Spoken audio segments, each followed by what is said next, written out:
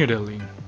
With the US imposing additional 25% duty on the imports worth $34 billion from China, certain Indian products may become more competitive. An analysis by the industry chamber revealed that India should focus on US market for items in the categories of machineries, electrical equipments, vehicles and transport parts, chemicals, plastics and rubber products. India can focus on numerous goods for expanding its exports to US and China.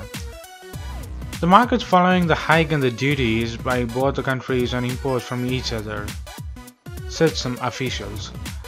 The top exports from India to US which are covered in the list of items for which the tariff have been hiked includes pumps, parts of military aircraft, parts for the electrodiagnostic apparatus, and passenger vehicles of 1500 to 3000 cc, valve bodies and parts of taps, said the chamber. Also, the exports of these items stood at over $50 million in 2017 according to some CIs, and can be increased with concentrated service and efforts. The countries such as Vietnam, Indonesia, Thailand and Malaysia have increased their exports of these products to US in recent years, said the chamber.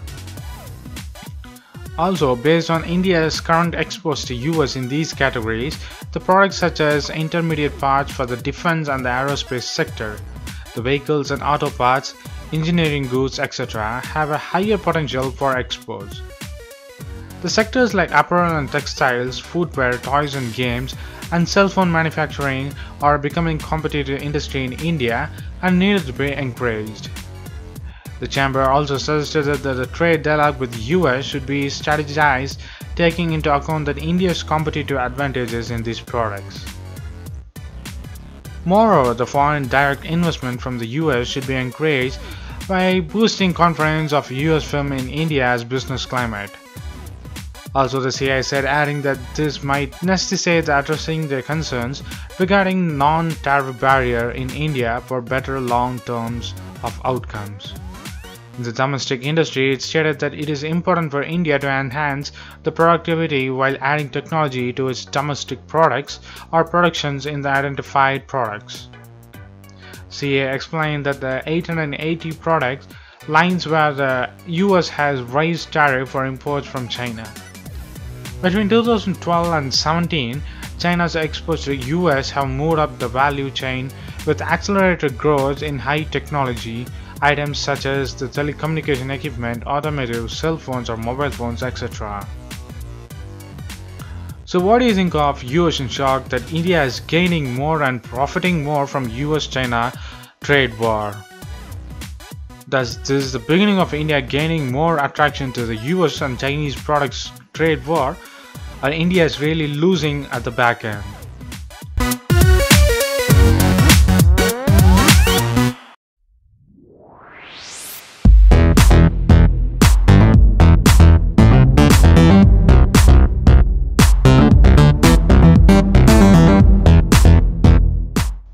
On businesses matter, the governments think wrong and do wrong frequently. They think right and do right a few times, and sometimes they think right but do horribly wrong, like the draft e-commerce policy driven by India a few days ago. The government wants locally owned or locally managed e-commerce success stories. That's right thinking. But the draft policy goes about this spectacularly wrong. If this is the final policy, India won't get what it should and will lose whatever it has. What India's e-commerce market has is plenty of foreign investment. What it should have while keeping foreign investments or investors interested are locally owned and managed competitors to firm back by the outside capital. Given this, the draft is really a smart on only one count: the suggestion that the startups can issue shares with differential voting rights. The aim is to provide Indian founders of a successful online venture more control over companies they have built, even if the foreign investors have put in the most of the capital. So a share owned by a founder will carry more weight than, say, a share owned by a Chinese venture capital firm. Shareholding structures that restrict voting rights of foreign investors are not unusual. Some hugely successful startups in US and China, the world's two largest internet economies, have shareholding rules that allows the founders with minority stock to call the shots. Will large investors lose interest if they can't be the boss of the company they put money in? Not at all. As is the case in China and the US, India can attract the large investors in e-commerce under rules that favor and more control for the local entrepreneurship, provided the rules on the investments are potentially high.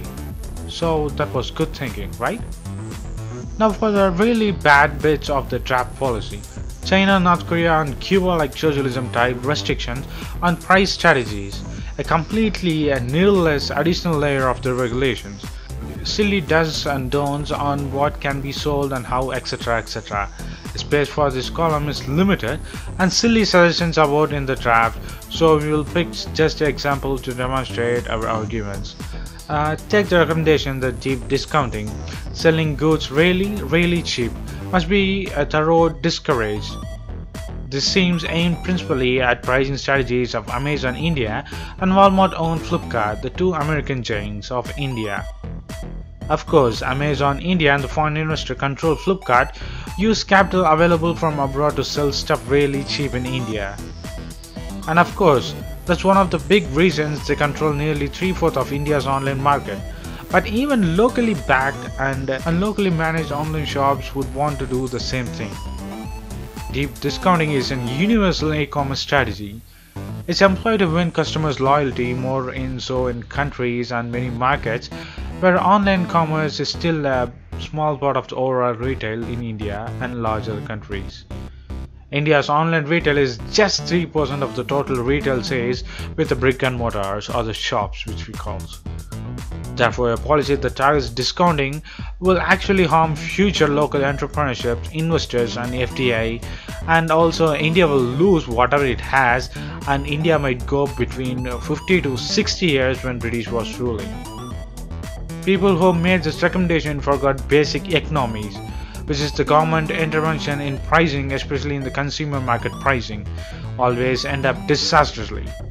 The local startups won't flourish if they, as well as Flipkart and Amazon, can't sell products. A smarter way to level the playing field against the deep-pocketed foreign investors who can afford deep discounting is to have a policy that allows the firm to offer steep price cuts only when all or most of their capital is locally sourced. This will truly discourage the capital dumping from abroad without ridiculous interference in firm pricing strategies. These are just suggestions from economic experts and us. They are free to offer a deep discount, but the capital deployed in Amazon India or Flipkart must be raised locally. They will compete with the local firms for capital, and they may actually attract more investor interest, but that's wholly fair. Amazon or Walmart won't like it, but they will have to balance their laws of capital dumping option against giving up on one of the world's most exciting and existing online marketplaces of India.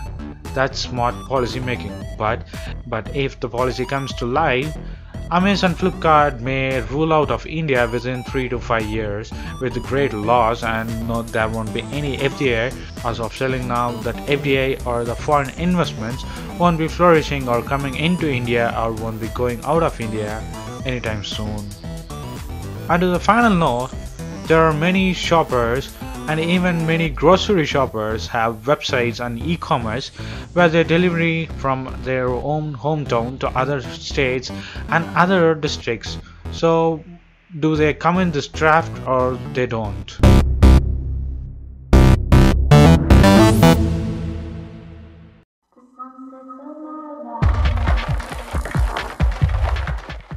Indian economy grew at a 5-quarter high of 7.2% in October-December 2017 period, reflecting overall recovery due to the good show with agriculture, manufacturing, constructions and certain services.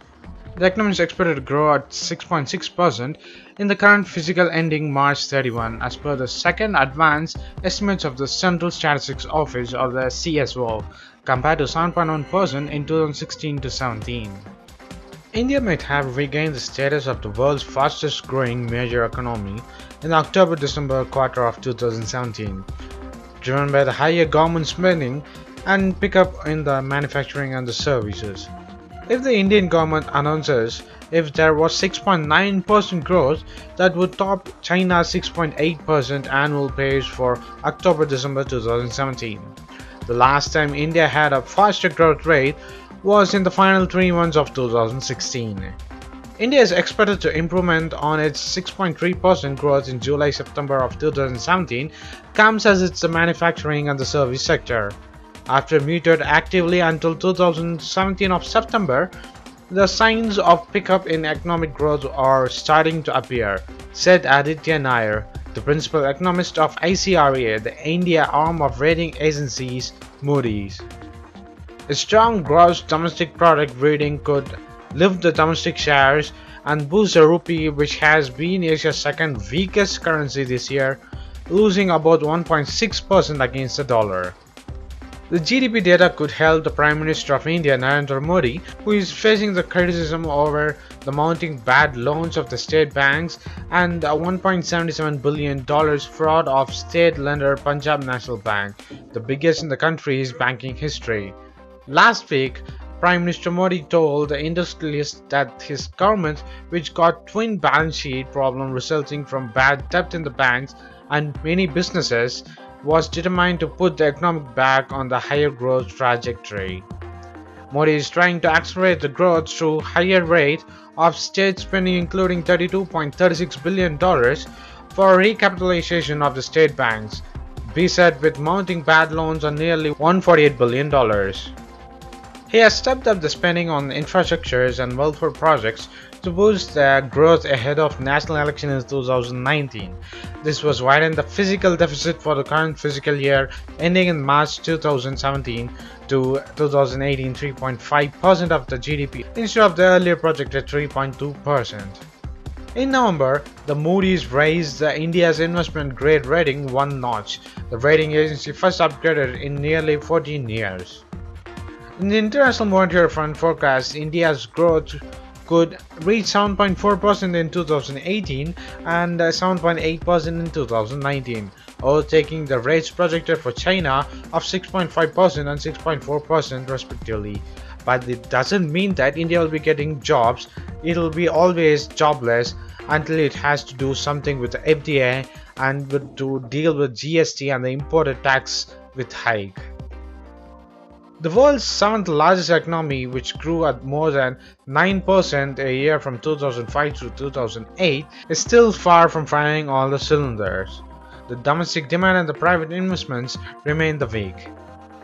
Urjit Patel, the governor of the Reserve Bank of India, earlier this month said that the economic recovery was at the nascent stage and called for a cautious approach. The central bank has kept its key rate unchanged since the 25 basis point cut in August 2017. India's investment rate fell across 30% of GDP in 2017 from a peak of 40% in 2011. The New Delhi is worried that the higher global crude oil price poses a major risk to its efforts for regained growth momentum, as this could hit the domestic investment and push up the consumer price inflations. So what do you think of India possessed to win back the fastest growing economic title from China, becoming the #1 economic and the fastest growing economic in this year and the next year of 2019? Will this happen by the government announces, or will these are just the marketing instead pulled by the BJP ruled Modi government for just to make sure the upcoming elections to be won by 2019? Please post your comments below, and if you like this video, please give a thumbs up and follow us on social networks and subscribe to our channel. And thanks for watching. This is WC Daily. Think big, think different. Bye.